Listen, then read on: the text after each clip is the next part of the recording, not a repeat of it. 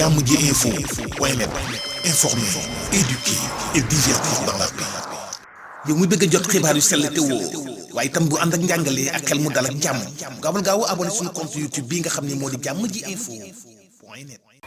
Monsieur Djibril Diop vice-président donc ñu lay santaat bu baax mu mel ni tey fekk nañ seen teewaay fii ci daara internat bi nga xamante ni bu Serigne Touba Serigne Saliou bëggoon nañ xam seen teewaay lan la woon. waaw maa ngi leen di jërëjëfal bu baax dañ fi ñëwoon tey parce que dañu nekk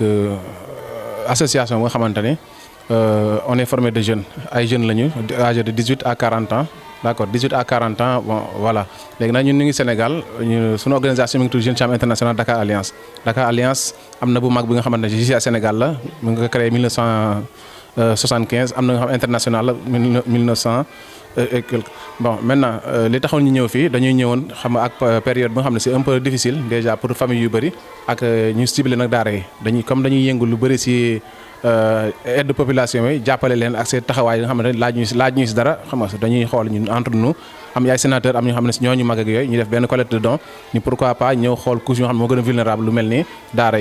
yi gis nañu soxla nañu aide déjà ak pandémie bi ak xale yi nga xam ne ni moom la ñu yor ñu war a au moins li mën leen toppatoo xam nga ba nga xamante ni vraiment dañu génn si mbedd meeg yooyu moo waral ñu defoon benn collecte de dons pour mën ko distribuer daara yi ñu mën au moins assister leen si weeru koor assister waat leen aussi ñu mën a am ñu mën a toog si kër yi bañ a génn nga xamante ni au moins dina am njëriñ quoi pour nga xam le temps de pandémie bi jàll xëy na mu amal leen njëriñ nag. bëggoon nañ xam collecte de dons yi ngeen xam ne indi ngeen ko ci daara yi lan ak lan la. waaw collecte de dons yi ñu jot a def tey soo gisee ay saaku ceeb la ak meew la am na tàndarma am na ay kit de lavage yu nga xamante ni mooy ni raxasee loxo yeeg yooyu noonu ak dëwliñ ak ay saabu raxasukaay ak aussi ay masque yu nga xamante ni au moins xale yi mën nañ si protéger woo si jamono ji nekk nii. Bey mu mel ni tey gis nañ fi ñi nga xamante ni benn organisation boo xam ne ñëw nañ fi ñëw ci daara Serigne Touba Serigne Saliou bi nga xam ni fekk si nañ la fi indi fi ay ndimbal noo dundee li ni mel ak kàddu yoo xam ne yaa ngi koy jëmale ci ñoom. waaw kay jërëjëf ñu ngi leen di nuyu bu baax xanaa di leen sant rek ak di leen ñaanal yàlla sunu borom mu yokk leen ba ñoom fu nu bëgg a yeggali seen mébét mi rek yàlla yeggale ko fa ndax ñun mën na ni xamante wu ak ñoom laaj ñu leen koy tamit.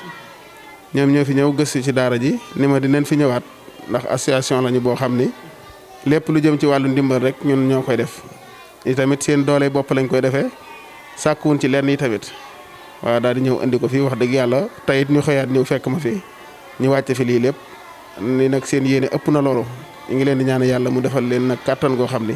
ñoom lu ñu yéene bëgg koo jëf rek yàlla dimbali leen ñu mën koo jëf te yàlla aar leen fay leen ci lu kawe seen jort waaw ndax daara moom képp ku jóg rek ni da nga koy jàppale loo fa yóbbu rek muy néew ko bari mbégte lañ koy def ci ñoom ndax it soññi lay doon ci ñi nga xam ni xëy na ñu ko mënta defuñu ko kon yàlla na leen yàlla yokk te bàyyi leen fi jërëjëf.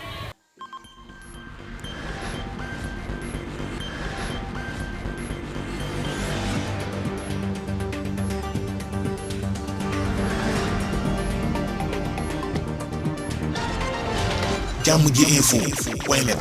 informer, éduquer et divertir dans la paix. yow mu bëgg a jot xibaar yu sell te woo waaye itam bu ànd ak njàngalee ak xel mu dal ak jàmm gaawal gaaw abonné suñu compte YouTube bi nga xam ne moo di jàmm ji info point net.